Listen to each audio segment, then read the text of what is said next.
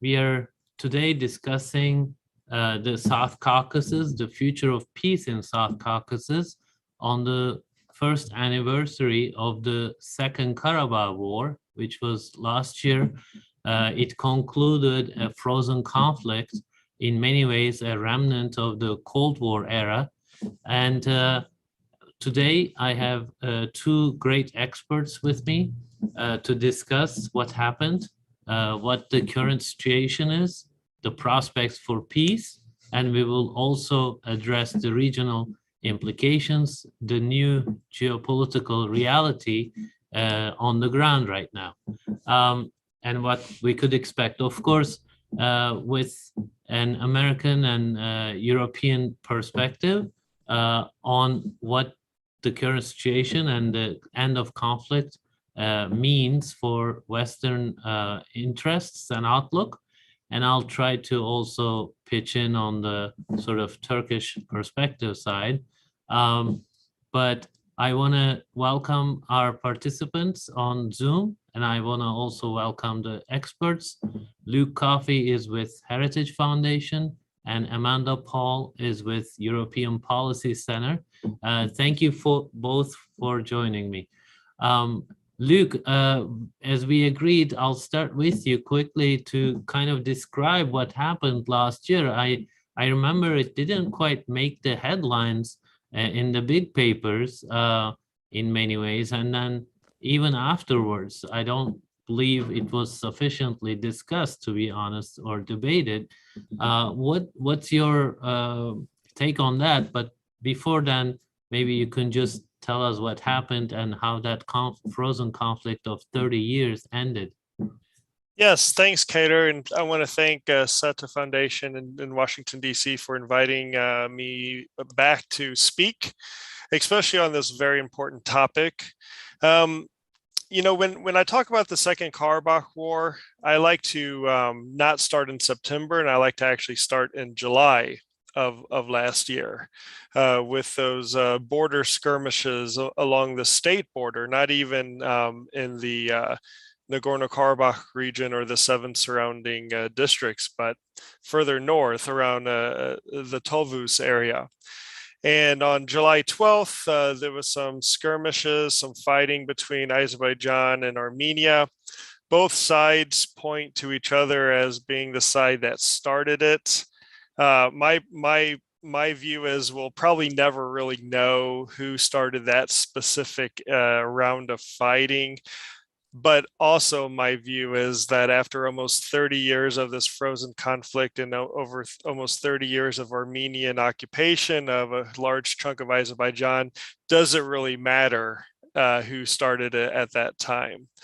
But this, I think, set the stage for what we saw occur in late September, which has been now coined the Second Karabakh War, which was 44 days of fighting between Armenia and Azerbaijan, with Armenia receiving a devastating military defeat that threw the country into a political crisis, and actually saw, you know, a situation where, by some estimates using open source information, in a span of 44 days, Armenia lost at least 60% of its pre-war stocks of tanks and other armored vehicles from the devastating and very effective use of the Turkish and Israeli drones.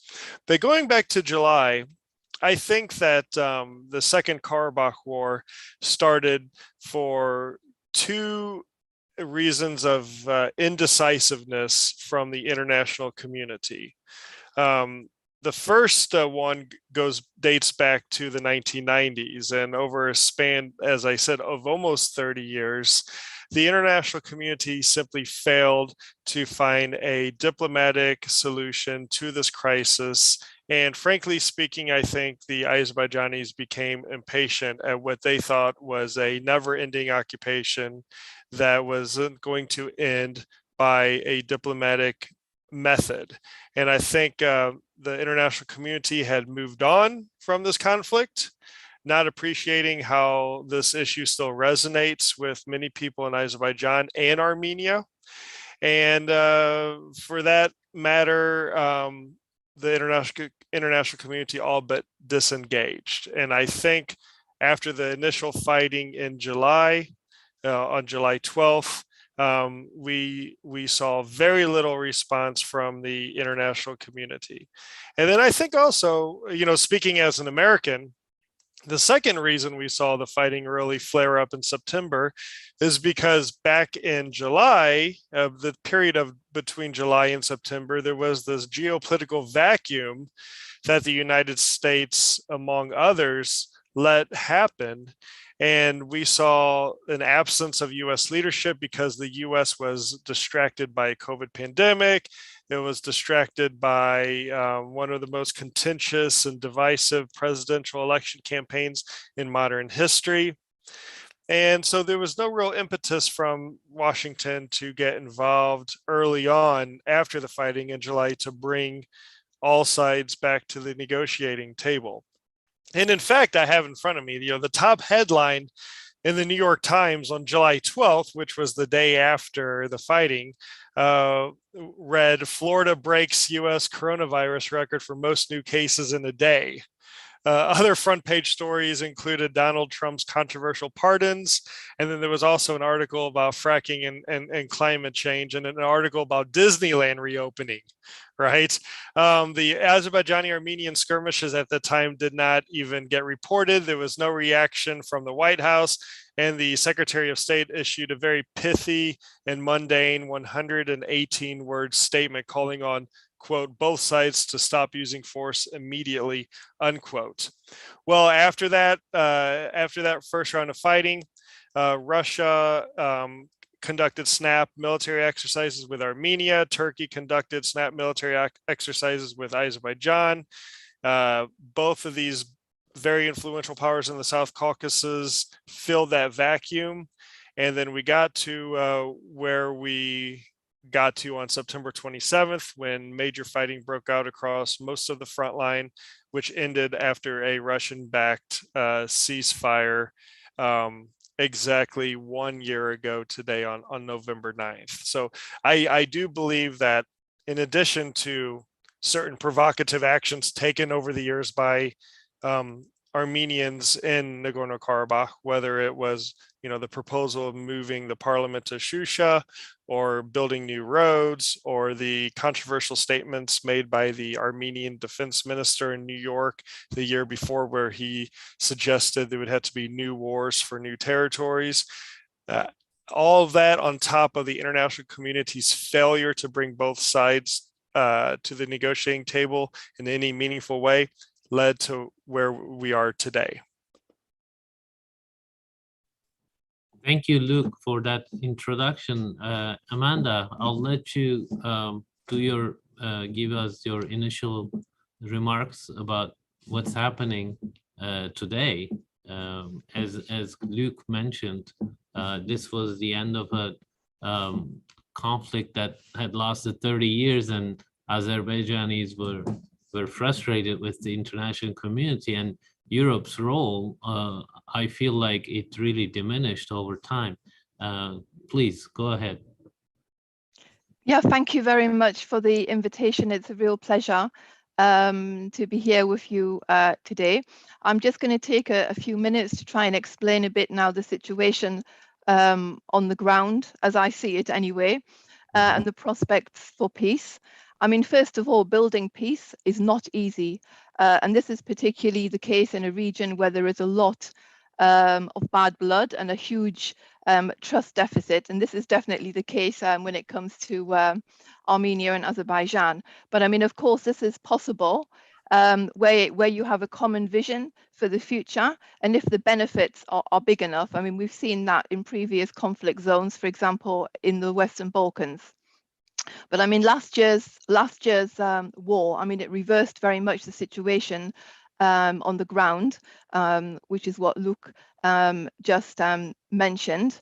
And it also changed totally the geopolitical situation in the region. And we've seen that Russia and Turkey have significantly expanded their roles.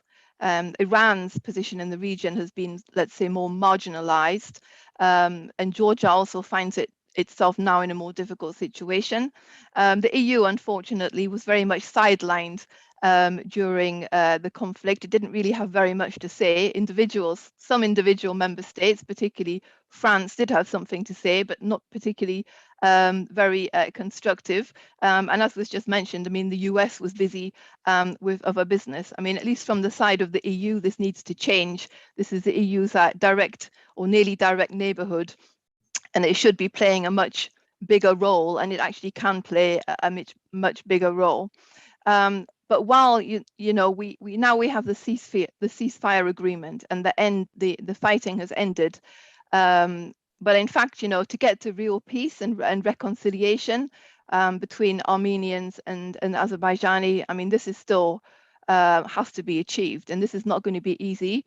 It's not going to be quick. And of course, it's a key weakness in this ceasefire agreement was the fact that there was no political settlement attached to it, and reaching a political settlement is actually going to be really crucial going forwards if this region is to have lasting peace, and also to get rid of the nearly 2,000 Russian peacekeepers that are on the ground, and who the Kremlin would probably like them to stay there for much longer than their mandate.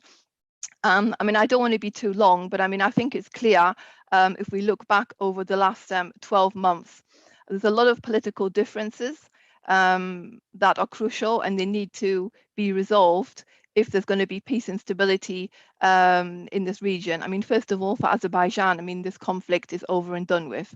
But for Armenia, this is not the case.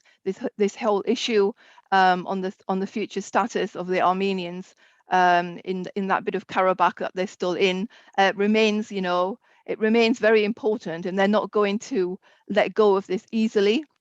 And I think this is something as well that let's say the international community, at least in the EU, isn't going to let go of very easily. I mean, there's quite a strong focus on this status issue here in Brussels. This issue of territorial integrity of the countries, it both needs to be recognized. This is something that still needs to be done. And of course, the Russians are taking the lead on implementing the ceasefire agreement and these processes through this so-called trilateral commission. And we've seen over the last 6 months, there's been issues related to demarcation of borders, this problem of minefield maps not being adequately shared or, adequately informed to Azerbaijan from Armenia in order for them to, make the liberated territories safer. But I would say as well, maybe in the second part of this year so far, some of the developments have actually been more promising.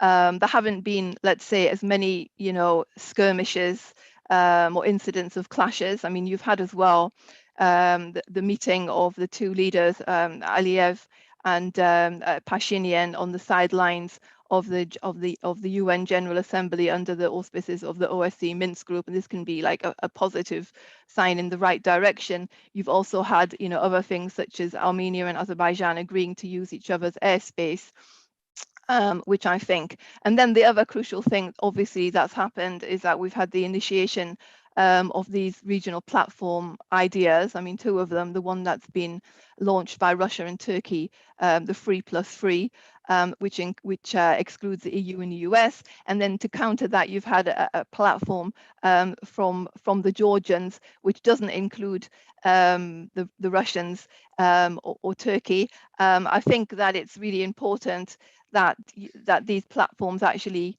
complement each other as an idea.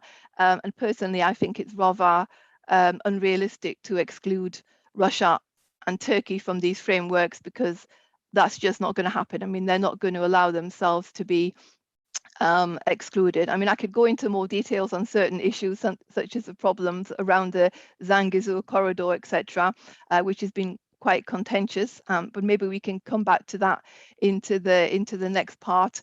But I just wanted to say two other things. First of all, you have this parallel issue of Turkey calling for normalization with Armenia, and I think this is really important.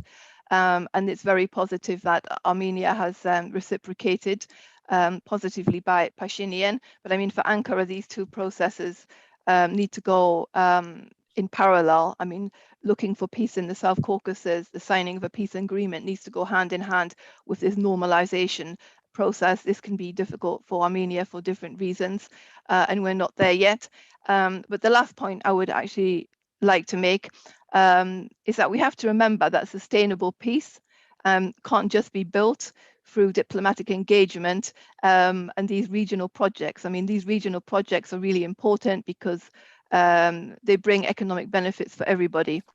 But at the end of the day, peace needs wider societal engagement and support, and that certainly isn't there at the moment. Peace needs to be prepared for, the public need to be prepared for it, and the leaders need to prepare the public for peace. And this is something that hasn't started to happen, I would say, yet in this region. There's still a lot of not very helpful narratives in many cases, which is why it's going to be really important as part of this process is for public consultation and preparation. I mean, this is going to be really crucial to achieving sustainable peace. I think this is important, and I think this is something as well. The last point I'm going to make is about the EU. I think that the EU can play an important role in helping support both societies move towards peace, and also being more dynamic in terms of reconstruction and development in the region, and helping with the political transformation. So those are my opening comments. I'm sorry that they were rather long. No, very, very important issues you addressed. I think the broader point I got from you is the outlining of these pathways to peace, and there are outstanding issues, and then you identified positive developments. And I just wanted to mention, with regard to Turkey, years ago, when Turkey tried to go for border openings with Armenia and some sort of normalization, there was a backlash domestically, because there was no peace between Azerbaijan, and Azerbaijan has, Turks feel very strongly about Azerbaijan's land. So, but now that seems like a much much stronger possibility. Of course, first, probably Armenia and Azerbaijan will have to come to an agreement, like you said. Luke, how do you see that the dynamic and opportunities, potential for a more comprehensive peace agreement between the two countries? Amanda, mentioned quite a few positive developments, but 30 years of frozen conflict, and there's a lot of hard feelings. Of course, Azerbaijan can act from a kind of a position of strength. They declared Victory Day, right, November 8th. A lot of officials, Turkish officials, were in Azerbaijan celebrating their last year's sort of victory, military victory against Armenia.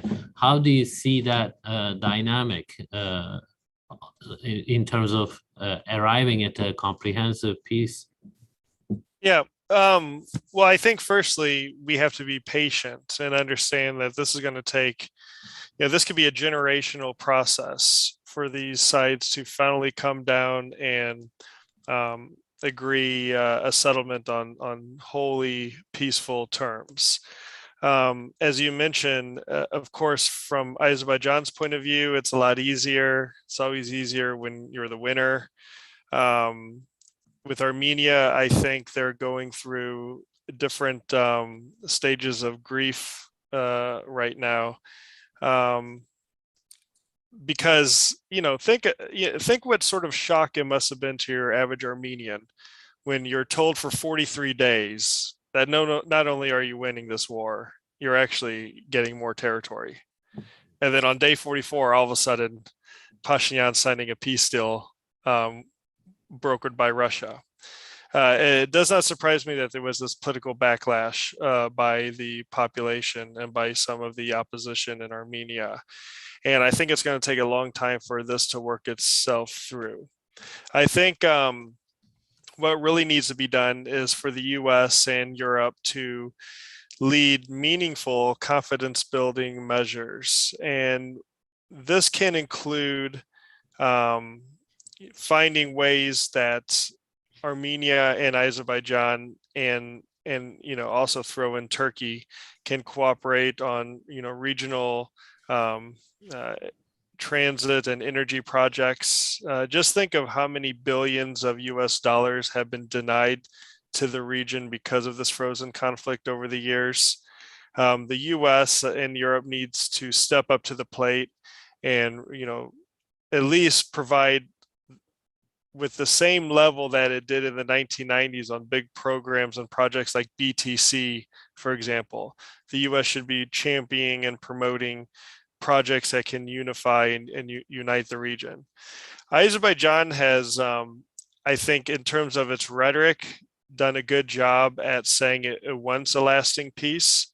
I think that perhaps there could be scope for Baku to make some grand gesture to Armenians, and I'm not sure what that might be, and I'm not an Azerbaijani, so it's really not for me to say, but something very symbolic and very grand to demonstrate that Baku wants to move on and wants to get back to the historical role of Armenians and Azerbaijanis trading with each other and living side by side with each other in peace.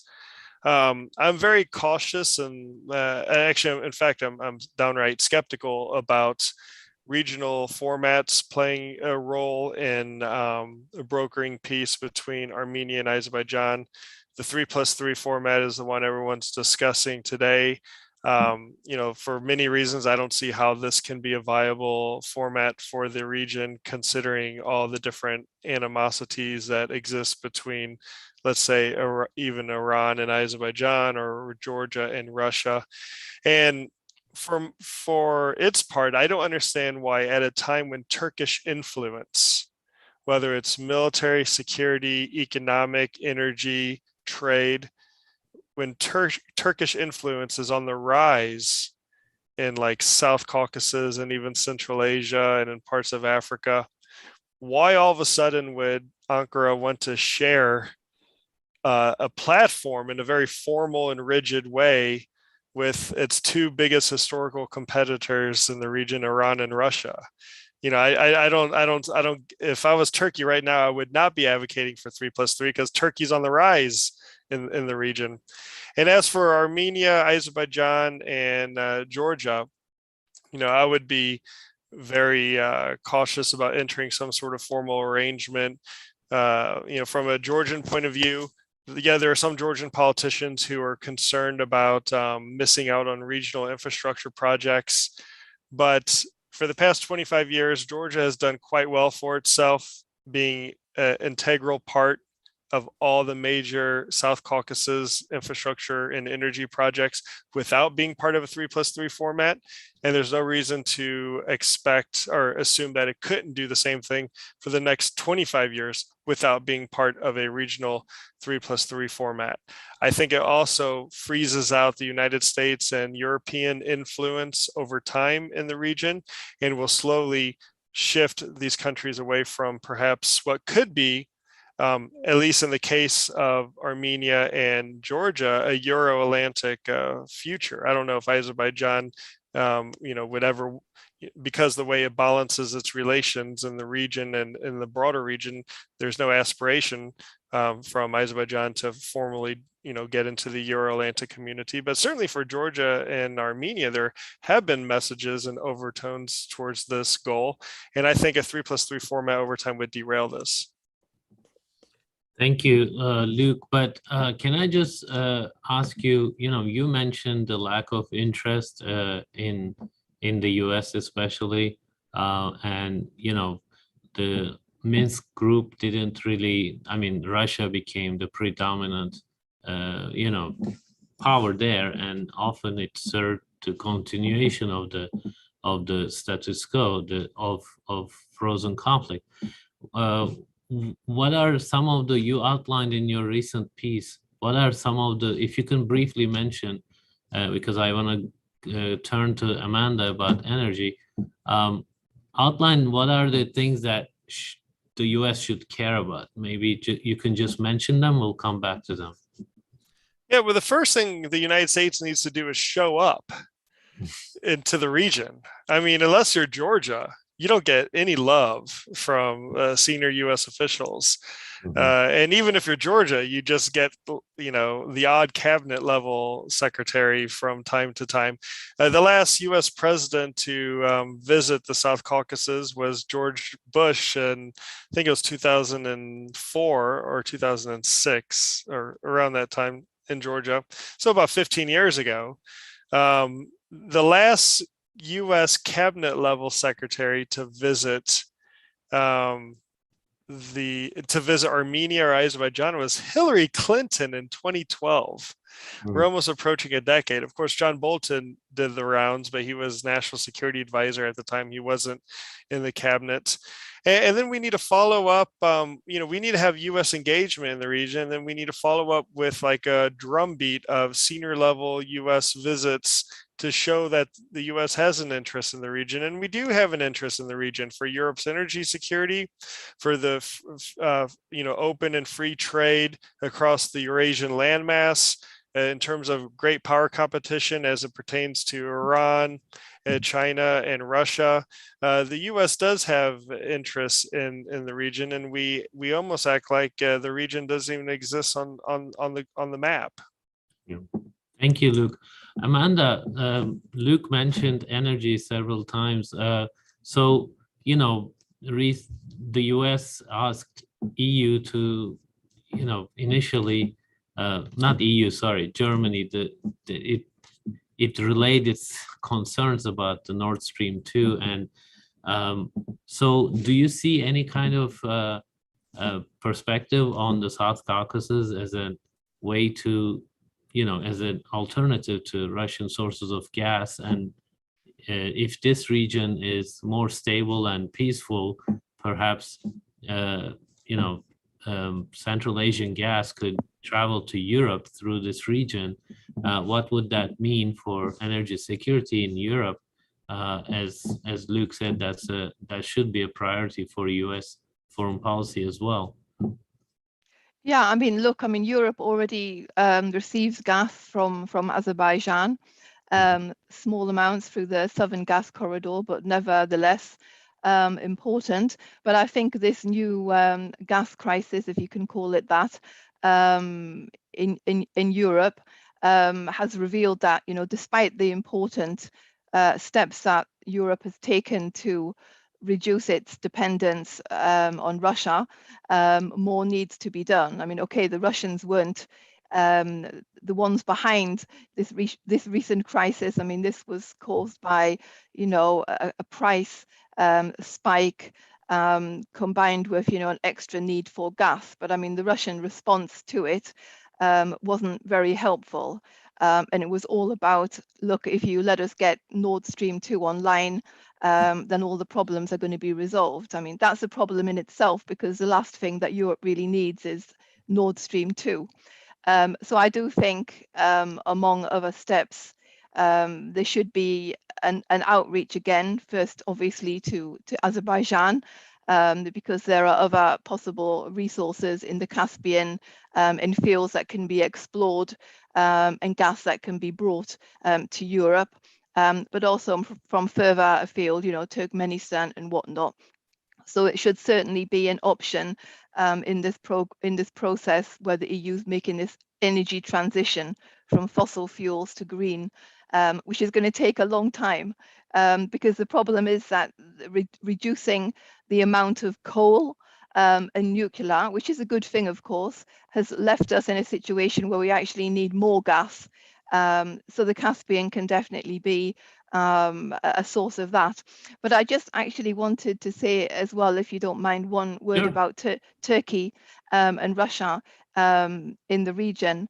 I actually think that Turkish policy is one where they will not do anything that will alienate Russia in that region. I think Turkey is very cautious of Russia in the region, simply because of the fact that the Russians, have leverage and influence in other spheres, in other neighborhoods, where they can be very, unconstructive if they want, in terms of Turkey's strategic goals, I mean, including in Syria, but elsewhere. And I think, you know, Turkey has also learned in the past, it's better to try and find a way to rub along with the Russians as much as possible in order to achieve strategic objectives. And definitely when it comes to the South Caucasus and Turkey's longer term plans to have, you know, connectivity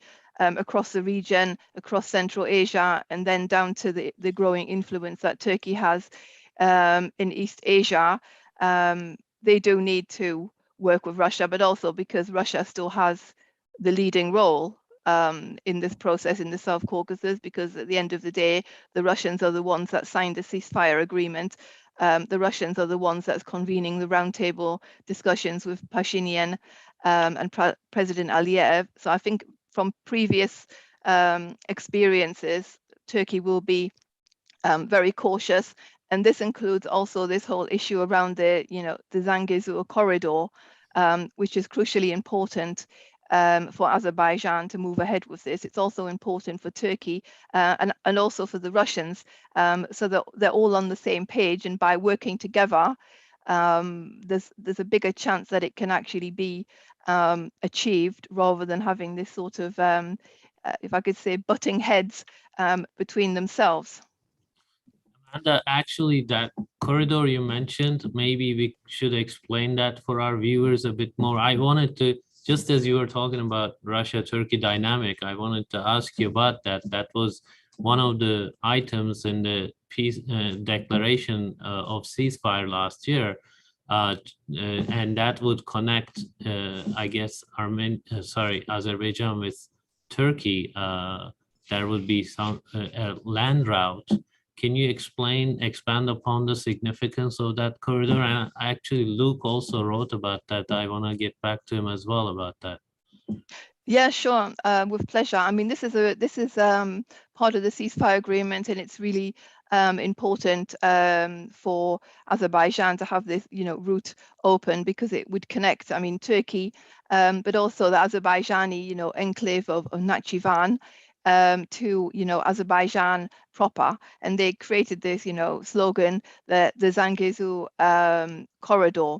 And it's important for Azerbaijan because it would de-isolate Nakhchivan with this corridor. But I mean, it's been quite controversial actually for both Azerbaijan and Armenia. I mean, first of all, the status of this corridor has been, you know, an issue for Yerevan, because we're talking about, you know, Armenia's territorial integrity. What would this corridor mean? Because the idea was to have a railway line and a highway for cars. So of course they wanted to have clarification over this issue of territorial integrity. And then from the Azerbaijani side, if my memory serves me correctly, I mean, it's really important that there would be no checkpoints or no stops at borders, that it would just be, you know, you'd start to drive at one end and get to the other. So it's not a straightforward thing. It's something that the Russians will have a key role actually in finally getting clarified, along with these whole issues of border demarcations. But in terms of the potential for the region for trade and connections, it's extremely important. But I mean, who controls this corridor is very important. Luke, can you also discuss that corridor a little bit? Yes. You know, it was first mentioned, I mean, a year ago today, and I think it was Article 9 of the peace agreement, where I think it's quite explicit. It says that, I'm paraphrasing here, but someone can Google it and check for themselves. Yeah. But I think it says very clearly that, you know, all transport links in the region shall be unlocked.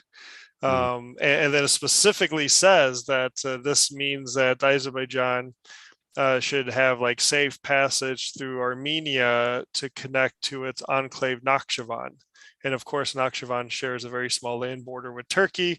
So this would theoretically connect, you know, Turkey to the Caspian through Armenia. I think but it also says, I think in Article 9 that like the control or access or the security or the safety or something will be managed by Russia. So it's just another like blow to Armenia's sovereignty from that point of view. I mean, one country allowing the free transit of goods and people through its territory to get to another destination in itself is not that unusual. But then having a third country like Russia be the guarantor of this, that's where there are questions of sovereignty. So that's actually sorry to interrupt, but that actually puts a bit more pressure on Armenia to normalize. Yeah, well, exactly, because and a lot of the focus in the media and the commentary about this, at least from the Armenian point of view, has been this is some great like surrender to Azerbaijan, allowing Azerbaijan to do this, right? When in reality, in practice, it's a huge surrender of national sovereignty to Russia. So the faster the two countries can normalize, then you could argue in the long term, the more secure Armenian sovereignty will be as it pertains to Russian influence and control in that country. There has been no meaningful like steps taken for a year now. There's been some working groups that have met at the deputy ministerial level, and I think maybe once at the ministerial level, there's some working groups, but it hasn't led to anything. And there were rumors leading up to today's anniversary that another document was going to be released, a new agreement. But I mean, it's on the East Coast, it's like 12:45 p.m. So, in Baku, it's, we're well into the evening in Yerevan and Baku. So I don't know if we should expect anything today to come out of it. But yeah, I do believe that that if such a corridor could be created, if you could have this free flow of goods and people, I think this could have a positive effect, at least on what is a very poor region of Armenia, in terms of boosting maybe some economic activities, promoting some regional trade. And it could help ultimately with the normalization of Armenia and Turkey. The one optimistic thing that has happened this year regarding this corridor is that there have been flights from Baku to Nakhchivan that has gone through Armenian airspace. And this is something new. And this is a very positive development. Before, Azerbaijani planes would have to go through Iranian airspace, which for people like myself makes for some very uncomfortable flying, praying that the plane didn't have to do an emergency landing in Iran. That wouldn't be very good for me, I don't think. But that was my next question, Iran. So you both have a knack for bringing the topic to my questions. Thank you for doing my job. How about the regional dynamics, particularly the role of Iran? There were some skirmishes in recent months, and so there's, on the one hand, there's hope for peace, normalization potential, increased role for Turkey, Russia retaining its arbiter, sort of kingmaker role in some ways, from what you're telling me. That's what I'm gathering. But nevertheless, it's the end of a frozen conflict and a new geopolitical reality where, some countries are starting to worry about it, right? So what's happening? They're all positioning themselves. What happens to Iran? Well, I think Iran was one of the losers out of the Second Karabakh War. The new geopolitical reality on its northern border is very uncomfortable for Tehran. For almost 3 decades, they enjoyed questionable access at times into the occupied regions for smugglers and other black market activities. They have a very cozy relationship with Armenia. There's this underlying tension between Azerbaijan and Iran that exists, below the surface. While on the surface, relations are often cordial, below the surface there is tension, mainly over the ethnic Azerbaijanis that live in northern Iran, and also from Iran's point of view, the perceived closeness between Azerbaijan and Israel.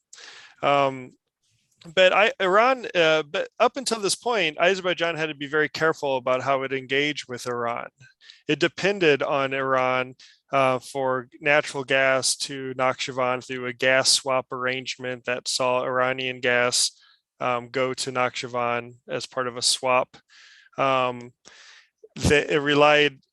relied on Iran for ground and air transit to resupply, and I don't mean resupply in a military sense. I mean just providing provisions and food and stuff for the stores and markets and Nakhchivan. A lot of that went through Iran. Well, now there's a new natural gas pipeline that's connected Turkey to Nakhchivan, so that's reduced Iran's influence on the natural gas front. And you have this talk of this new transit corridor, which would almost completely remove Iran from the equation. So Iran's hand in the South Caucasus is weaker now. Not only does it have an emboldened Azerbaijan, a very capable and victorious Azerbaijan on its northern border. It has this new dynamic along its border. It's less influential in Baku now, or it will be whenever this corridor opens. And on top of this, they now have, about 2,000 Russian troops located, less than 100 kilometers from the Iranian border, which in modern contemporary times doesn't really seem like a big deal. But when you look at the big picture of history in the region, it can't be seen as a positive development by Iranians, considering the geopolitical competition seen between Persia and Imperial Russia in the South Caucasus over the course of centuries. So Iran definitely is the loser, and they will have to divert more time, energy, troops, and resources away from some of their activities in the Gulf or the Middle East now to their northern border. And that's something that they never planned to do, nor do they want to have to do. Thank you, Luke. Amanda, how do you see the new emerging sort of regional dynamics here? I mean, I agree with Luke on Iran. I mean, Iran is definitely the loser in this scenario, and Iran's, paranoia about its security has been, put on red alert. I mean, it's always been the worst nightmare for Iran to have a much bigger Turkish presence in the region, and ditto for the Russians there. So this is a bad outcome for the Iranians. I mean, for the other actors, I mean, for Turkey, it's a very good outcome what's happened, because Turkey's been able to significantly increase its influence, and if, let's say, fingers crossed, they are able to normalize relations with Armenia, which won't be, I mean, obviously the situation this time is very different to last time when the whole process collapsed, but it still won't be a straightforward process. But I mean, if it happens, this would also significantly help Turkey increase its influence in that region, but would be beneficial actually to Armenia and the region as a whole. So Turkey is clearly a winner. I mean, Russia has been there all the time anyway, and still remains in a very strong position. I mean, Russia's not going to be going anywhere anytime soon. But I mean, the dynamic has still changed. The arrival of Turkey as a big player has changed the dynamic in terms of, it used to be a Russia-only stomping ground, if I can put it that way, with some EU and some US. Now that's changed. But I mean, unfortunately, I think, the missing element here is the United States and the EU. I mean, Luke's already very well explained the position of Washington. I mean, I think it's a huge mistake. I think from the side of the US to have basically left the region almost totally, because the region needs the United States there. It needs it there for this geopolitical balance, among other things. And they also need the EU. I mean, the EU is like the one they love to hate in many respects, but it still plays an important role. I mean, all three countries are part of the Eastern Partnership. They all have different, ties with the EU, but I mean, the EU is very present. I mean, there's hardly a week goes by when there isn't a delegation from the EU that goes to the region, or at least there was before for the COVID.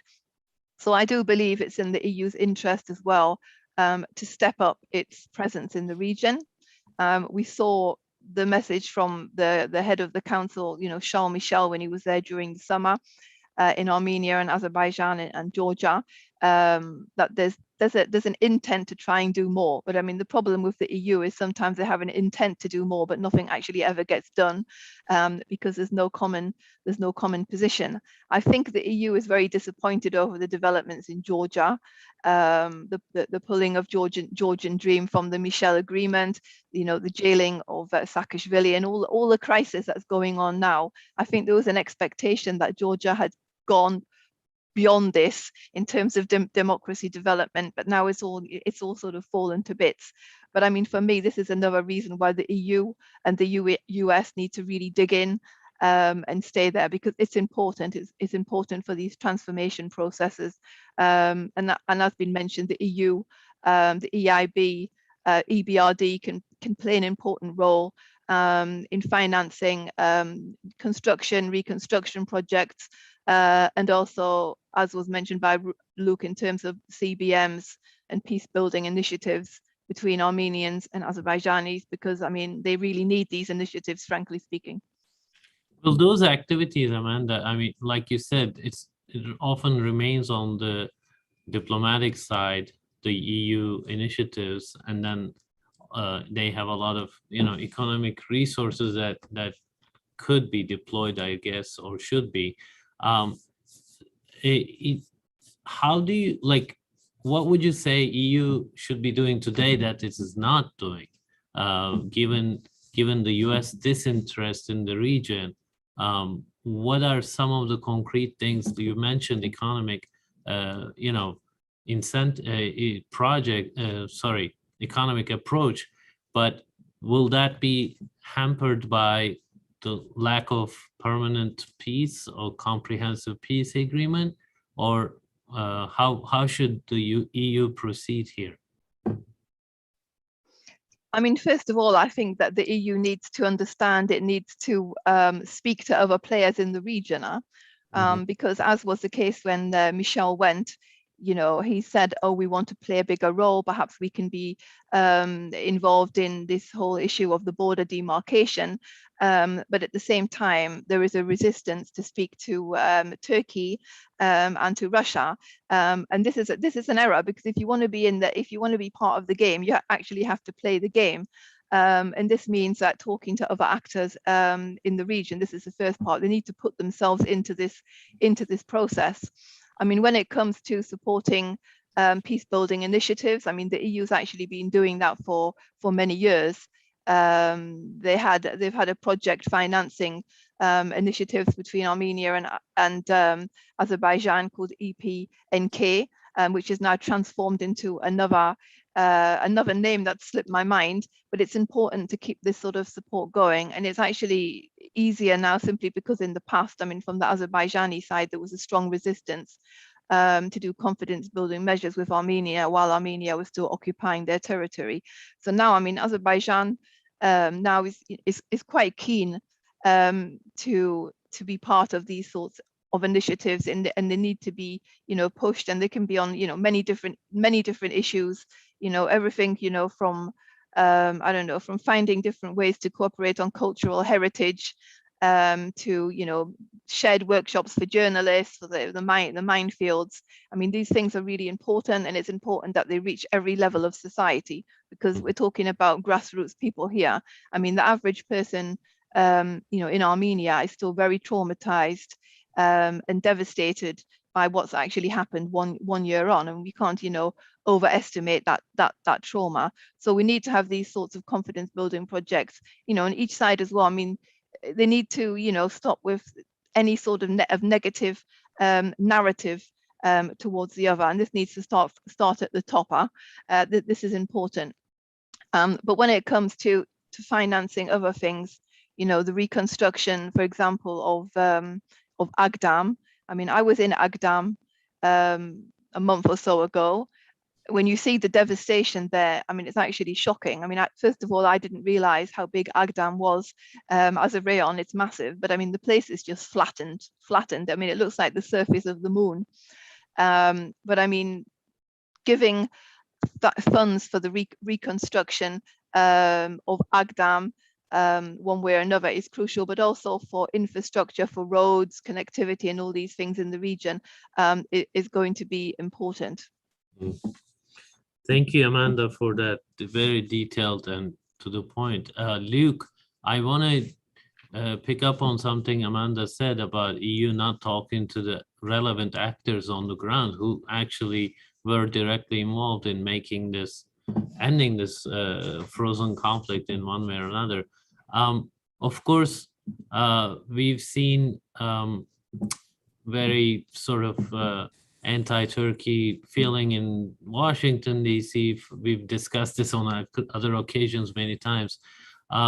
So how, let's say the U.S. decided to increase its role in the South Caucasus as you recommend, and then, wouldn't Turkey be the top actor? It would actually have a conversation. As you know, recently they announced that Biden and Erdogan announced that there will be a dialogue mechanism between the two countries working on all issues, not outstanding problems only, but also areas of cooperation in a variety of countries or conflict zones, Libya, Afghanistan, elsewhere. So this looks like a perfect candidate for a robust discussion between the US and Turkey. How do you see that playing out? Well, actually, the South Caucasus is one area where I think there's a lot of consensus between Turkey and the United States. I mean, take Georgia, for example.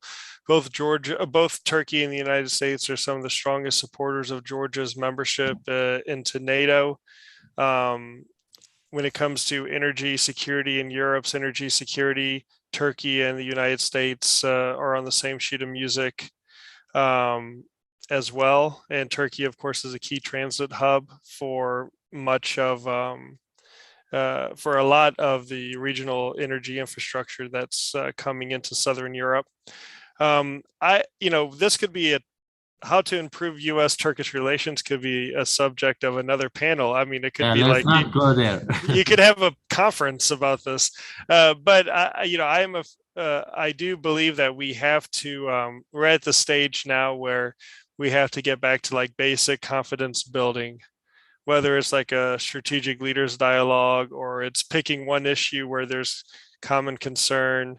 And just building on that. And these big issues like S-400, F-35, Gulen, they have to be like, at least for now, parked. And then they can be addressed at another date. But I do think I would love to see the US consult with Turkey on the situation in the South Caucasus. It'd be great to have the point of view of a fellow NATO member that actually is active in the region, lives in the region, is influential in the region like Turkey. But with this administration, I'm not so sure that this will happen. We know that the Biden administration is very focused on the domestic agenda. They want foreign policy crises to get in the rearview mirror as quickly as possible. They want to avoid any new dramas or crisis events around the world if they can. And, as we saw with Afghanistan, I think American leadership right now is being questioned by many of our partners and allies, and America's adversaries will be pushing the envelope a little bit more each time to see just what it can get away with this administration. So in that sense, it's actually a very dangerous time. But I would love to see the US and Turkey pick the South Caucasus as a region to work together on and to build confidence on. Thank you, Luke. I'll take that as your kind of ending remarks. They were in that tone anyway. Amanda, I want to give you the last word on this session, please. Okay, I will also stay on the topic of Turkey, actually, and the EU. I think, I mean, in Brussels, when they think about Turkey in the South Caucasus, they view it through drones. Turkey's, selling drones to Azerbaijan, and those drones being used in the war against Armenia it basically defines how Turkey is viewed in that region. And I think that's a mistake, frankly speaking, because there's much more to Turkey than just drones, and there's multiple reasons why the EU should be engaging with Turkey in that region. I mean, first of all, despite the fact what I said earlier about how Turkey won't do anything to, upset the Russians, at the same time, the EU and Turkey are on the same page when it comes to feeling the challenge from Russia, not liking Russia's growing footprint, the security challenge that Russia emanates. So I think they have this in common, and by working together, I think it can be beneficial for the region. This is what I want to say, rather than by working like in separate silos. I mean, the EU sometimes, or actually quite often, doesn't understand regional dynamics, or by the time regional dynamics have happened, they've moved on to something else. They're too slow. So I think by cooperating or having a stronger foreign policy dialogue and engagement with Turkey in that region, actually, and elsewhere in the Black Sea region, frankly speaking, I do believe it would be the pragmatic thing for the EU to do, and would give the EU a better chance of having a stronger foothold in the region and more influence over some of the parties there. Perhaps we're gonna have to discuss Black Sea region, because that was one of my questions, but we're out of time now. And Luke also wrote about that. Maybe in a future conversation, we will continue talking about these issues, especially the Black Sea region. I want to thank Amanda Paul and Luke Coffey for this great conversation.